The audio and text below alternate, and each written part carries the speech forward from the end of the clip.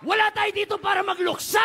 Wala tayo dito sa burol. Wala sa kasket ang ating Diyos.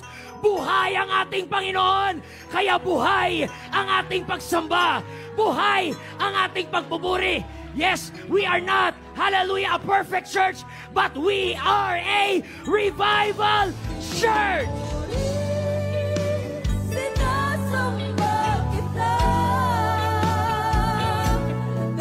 Hindi siya kikilos sa lukewarm. Hindi siya kikilos sa half-hearted, half in, half down, half up.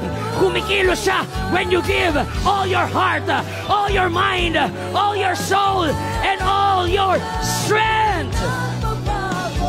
Dapat lang we must raise the volume of our shout to the King of Kings, to the Lord of Lords. His name is Jesus.